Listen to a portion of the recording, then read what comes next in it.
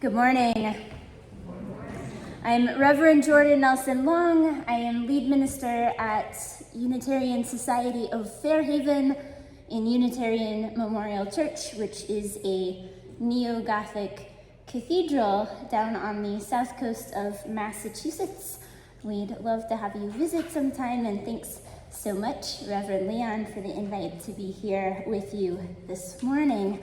Before I hand it over to Rolly, I wanted to invite us in the spirit of this service about perfection and possibility. Choose one to really ground and center.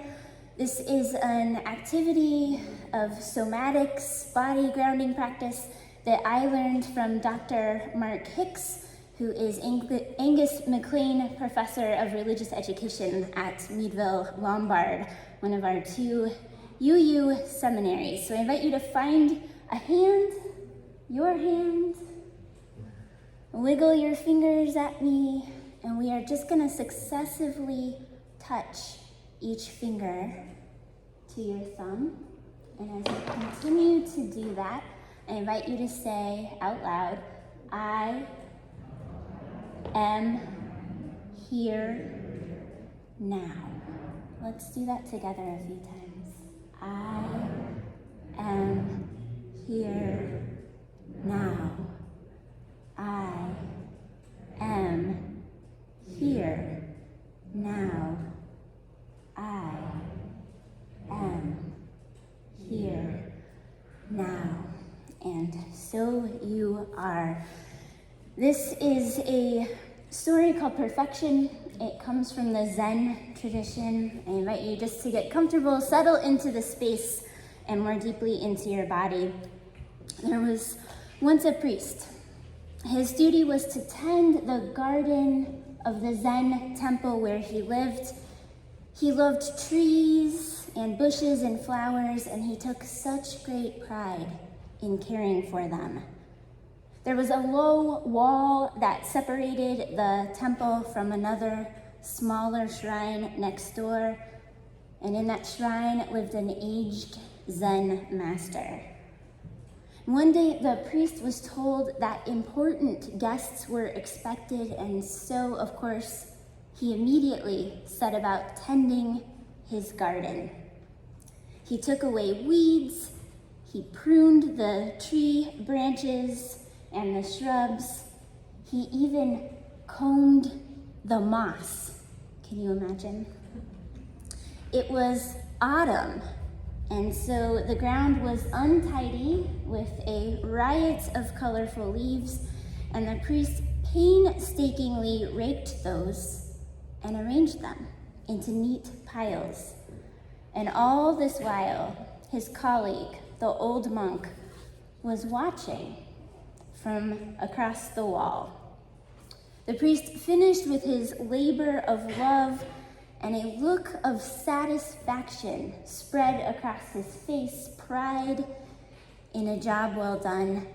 "Doesn't it look beautiful now?" he said, turning to the monk.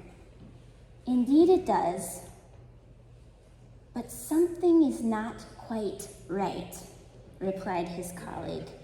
"Here, give me a hand over this wall, and I'll come fix it for you." Puzzled, the priest did what the monk asked him to, and the old master made his way slowly to the tree that stood in the center of the garden, and he gripped its trunk, and he shook it, and leaves scattered down, orange and red and brown. "There, that's better," he said. "Now help me back across this wall." Welcome to worship.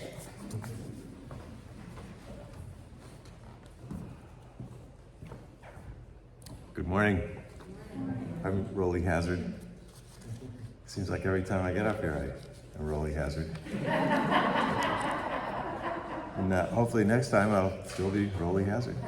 And welcome to the North Chapel. Are there any people here from afar? Do we have any visitors? Great, yeah. Could you stand and say who you are and where you're from? Tony McElroy, and I'm here from Vancouver, British Columbia. Great, welcome. Fantastic. If you can sign the guest book on in the back, that would be great. Cool. So, this is a good time to turn off your cell phone if you have a cell phone. Anything that buzzes, makes noises when you least expect it. There are lots of things going on in the North Chapel this week, and they are announced in your order of service. But Joanne has a couple of extra items to tell you about.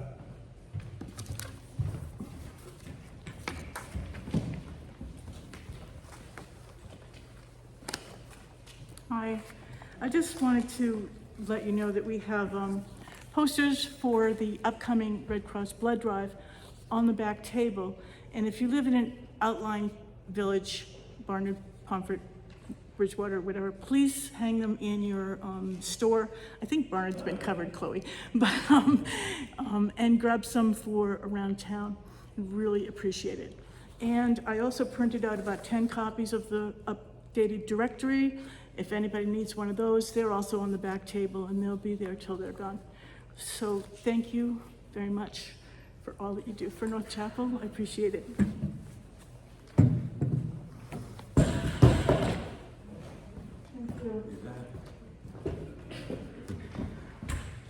It's a great thing about show business. You never know what's going to happen next. So it's great to see the kids here today. Hi, you guys. And Chloe is here to take care of you once we sing you out a little bit later, okay? Nice. So, you may know that the North Chapel's theme for September is togetherness. You may not know that the national Unitarian theme for September is belonging. This apparent discrepancy made me think about one of the songs I like to sing the most lately.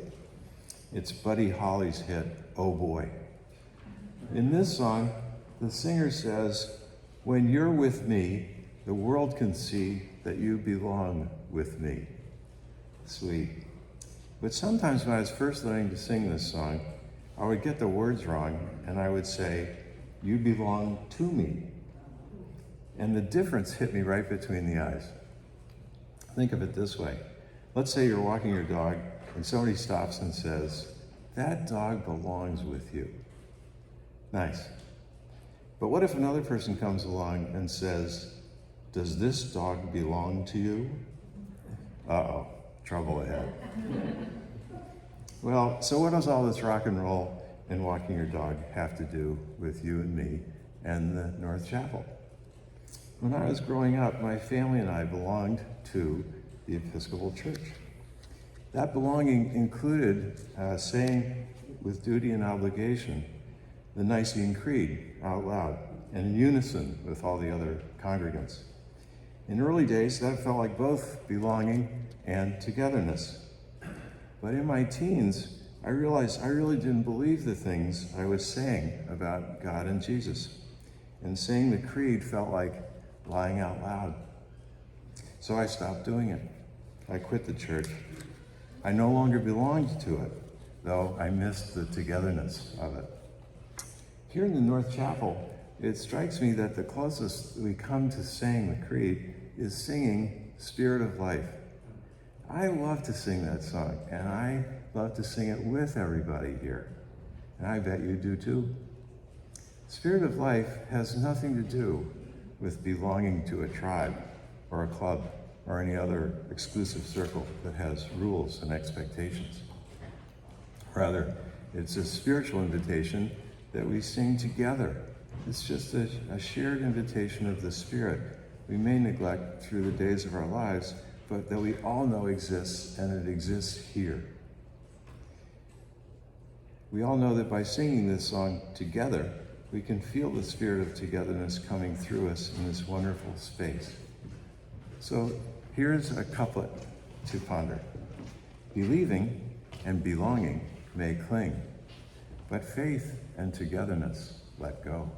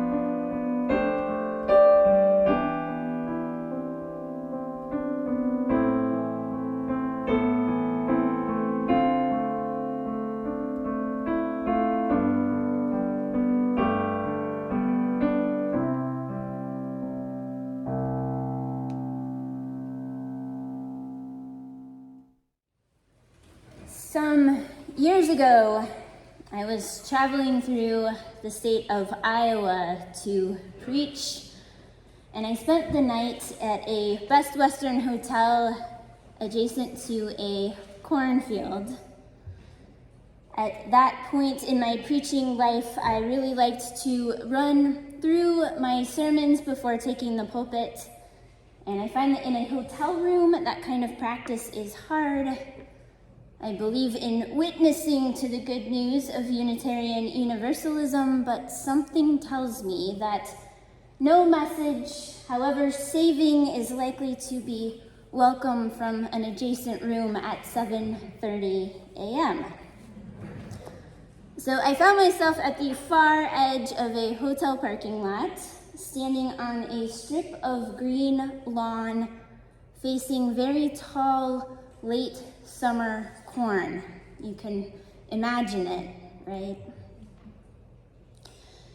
Humidity rose to shimmer in the air, and my shoes grew damp, and my hair grew frizzy, and through it all, I inflected and intoned, and I gestured with enthusiasm, and then, finally satisfied, I turned around, and I nearly tripped, and then I nearly cried, because not 2 feet behind me was a lawn chair occupied by a man probably in his 70s. He was wearing a plaid shirt and chinos and a John Deere ball cap and a huge, huge grin. We stared at each other. I was speechless with mortification. And then he said, "I reckon you persuaded that corn to stand upright."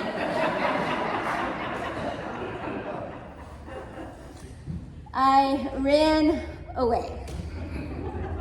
And I filed that moment under random, very embarrassing things that happened during seminary, not a short list. The time I preached an entire sermon to a field of grain, back turned to my actual audience. This is what I remembered as I began to think hard about perfectionism, about the fear of being not enough that can make it so hard to be present to what is. If you have ever tried to learn to play an instrument, or learn a language, or throw a baseball better, you've probably heard that practice makes perfect. Best-selling social science writer Malcolm Gladwell explained in his book Outliers that it takes 10,000 hours of targeted practice to perfect a skill set, and that more often than not, it is this extra practice, beginning from a young age, that holds the key to expert level mastery. This idea that there might be something we could do, or in the case of parents of would-be star athletes or musicians, something we could buy that might lead to success. This idea captivated upper middle class America. People took to calling it the 10,000-hour rule. Have you heard of it? In less than a decade, it took on the force of psychological law. And the idea isn't simply to practice. As the late motivational speaker Zig Ziglar used to say, practice doesn't make perfect. Perfect practice makes perfect. And thus, kids for about a generation now have been encouraged to get in the game early, specialize, forego other sports and even family activities, for soccer, for ballet, also for academics. A team of sports psychologists recently asserted that our collective internalization of the 10,000-hour rule has contributed massively to a cultural shift toward harder, faster, earlier, and the cost is play.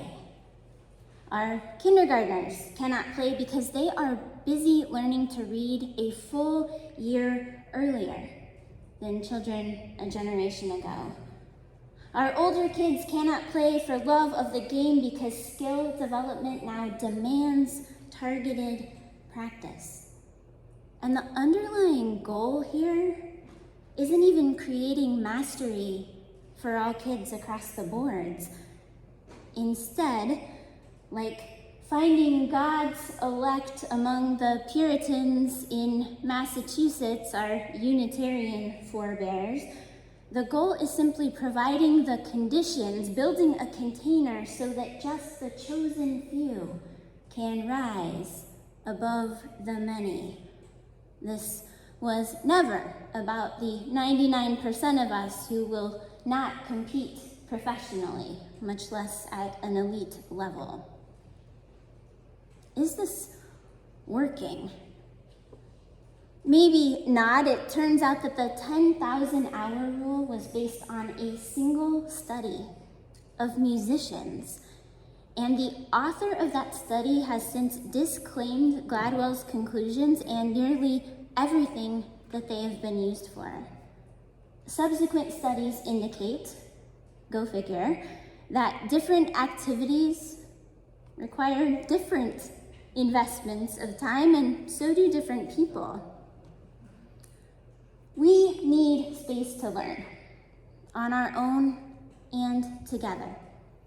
And I want to be clear that practice is part of what allows us to make mistakes and improve.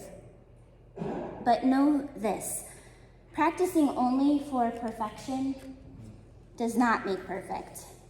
It makes pathology.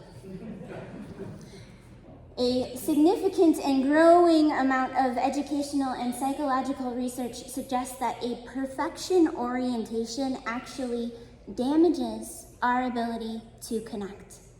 It is a threat to our togetherness in a deep way. It dampens our human impulses toward creativity. It stifles our ability to learn, sometimes before we even learn to read.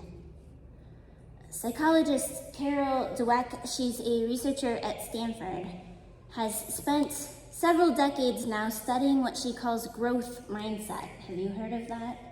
We've begun to talk about it quite a lot. There's actually a spectrum, right? It has growth mindset on one side and something called the fixed mindset on the other side. An orientation toward one side or the other often manifests from early childhood. Think about you or your own kids. You kind of see it in them. Like a muscle, though, that way of being in the world becomes stronger with our repeated use of it, with practice.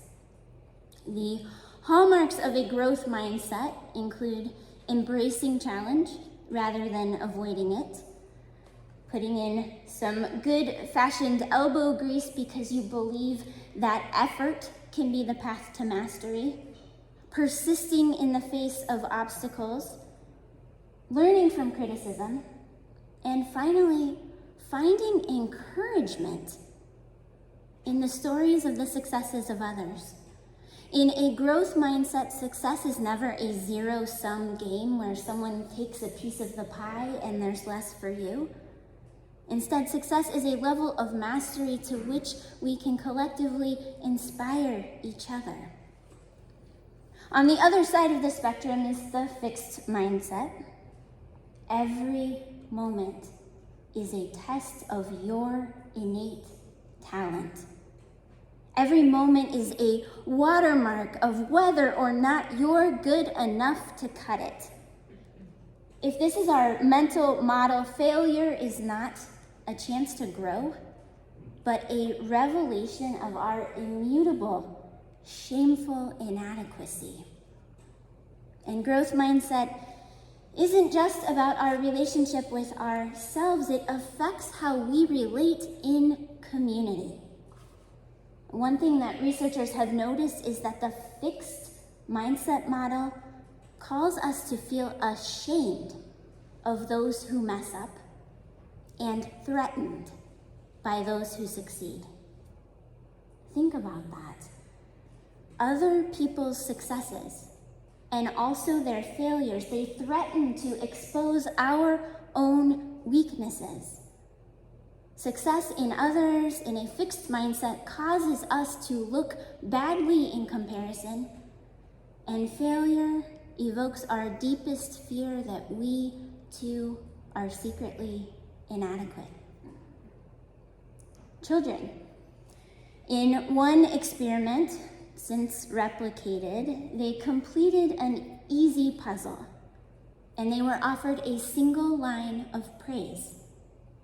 You worked hard to solve that. Or, I can tell that you are especially smart. Then those same kids were given a hard puzzle, one so far above their grade level that they had basically no chance of solving it. The kids who had been praised for their smarts requested an easier task versus attempting a challenging one when they were asked what they'd like to do next. They persisted for less time in the face of frustration, and they visibly, miserably sweated through the test. And then they were returned to the same easy puzzle, a repetition of what they had successfully done before, and their achievement fell by 20%. The kids praised for their hard work, on the other hand, not for perfection, for doing the work just to hang in. They asked for the harder challenge. They visibly enjoyed playing with it even though they too failed. And when they returned to a challenge at grade level, they improved their time by 30%. This applies to adults as well. A few summers ago, the New York Times came out with what they called an online puzzle challenge. It was actually some action research on how adults handle challenge in the secrecy of their own home. You had to deduce a rule behind creating a 4-digit number.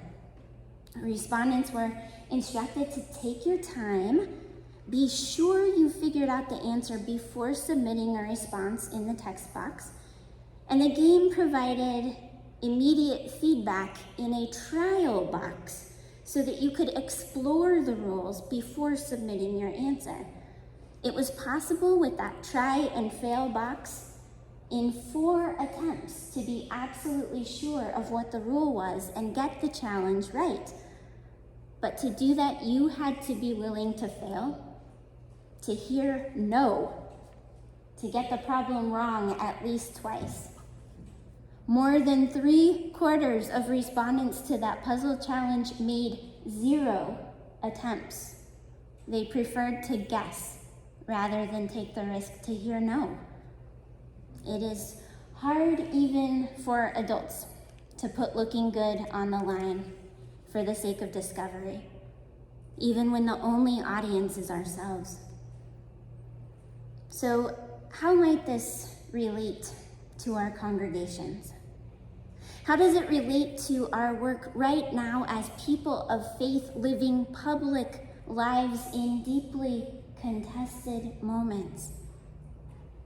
For starters, we have to know that it matters tremendously how our gathered communities decide that we will see and respond to learning behaviors when we meet those in one another. Are questions encouraged here?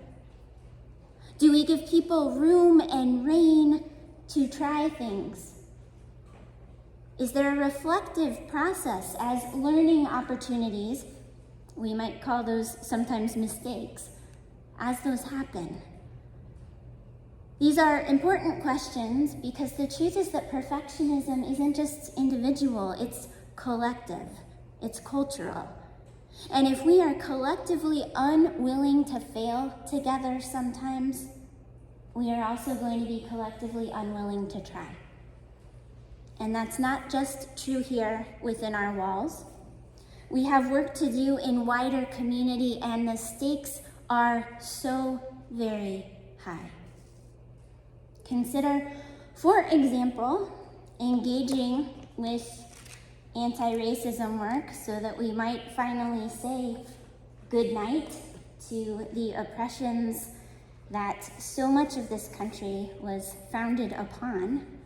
We are called to do this work. Literally, it is an action of immediate witness denomination-wide, and we are working toward passing the 8th principle. I know that you are too. And consider also the other urgent calls of this moment toward defending democracy, for example, toward finding a way forward in community care amid increasing climate instability. Is that an issue here in Vermont? We are facing very scary possibilities for which we need comfort, and also, probably slightly before we are ready, we need action. And so think back to those children, the ones told, you must be smart, rather than you must have worked hard. What is it that we tell ourselves? What is our Unitarian, Universalist, or progressive faith equivalent of you must be smart? What keeps us frozen? What encourages us to jump over an easy bar rather than enter into riskier, continuous learning together? We so desperately want to be good at our work. And thinking about anti-racism work in particular, siblings of color have some things to say about this, because declining to act until we have it all figured out is a position of privilege, y'all. Challenging structural racism isn't Black people's job, it's not immigrants' job, it's not a diversity, equity, and inclusion committee's job. Challenging the things that should not be is all of our job, and it's gonna take all of us. In the words of one minister and activist, at this point, I am not interested in progressive listening. I think the danger of the listening posture, while it can feel like the mindful and conscientious thing to do, it is far too convenient as an action. It's a great way of doing nothing. For the sake of finding the right action, you take no action. We are the most committed and information overloaded that human beings have ever been. You can transmit an entire book to your handheld device. White allies, please report for duty. This is your shift. We, together, are in the process of a shared journey. It is already changing us. And along the way, hard news, we are going to mess up. We are messing up already, guaranteed, possibly every day, which means we've got to learn to lean in on failure and trust that we are going to come out the other side knowing something deeper, committed to working hard.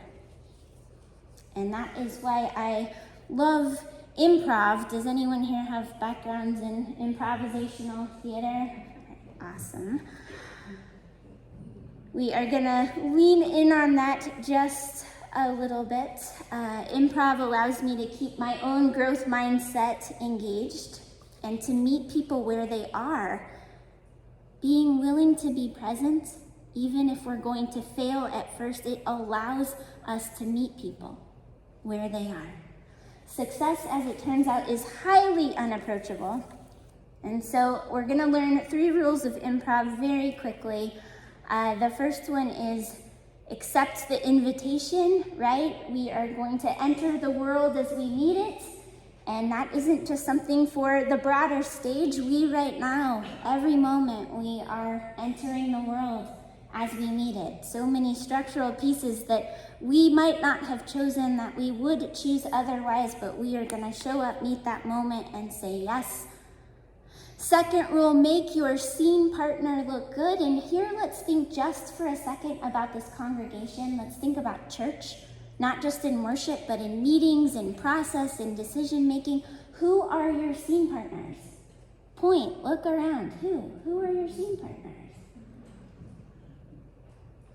Right? All of y'all. Yeah, choir, you know this, right? Who are your scene partners? For real, totally. And the choir are your scene partners here in worship, right? We're trying to do some magic together, moving hearts. The choir are our scene partners. We're going to make each other look good. We can have more fun playing together. And the third rule of improv, lean into failure. In fact, learn to say I failed in a spirit of creative celebration. And so this is the one we're going to try right now. Again, like at the beginning of worship, find your hand, but this time make a fist. We're going to say in a spirit of real celebration, I failed. Are you ready? I failed. Okay, we're going to do that one more time. Louder. I failed. Awesome. You succeeded at that, actually. But these sometimes are words we need because we have failed, right? We have all failed some this past month. Personally, professionally, also probably relationally. And we as a people of faith are nevertheless going to stay engaged, and that means failing more. It means failing forward and then saying one to another, we worked hard on that, where are we going next? We are part of communities that do not have time to give their words to empty cornfields. Our world needs us to give it our very best right now. What can we achieve together? What can you as a people achieve together as we grow ever more boldly willing to show up and try in the spirit of enjoying the work together? There are so many hungry for our engagement. The corn can grow without our help. Who here is waiting for your imperfect work? Amen.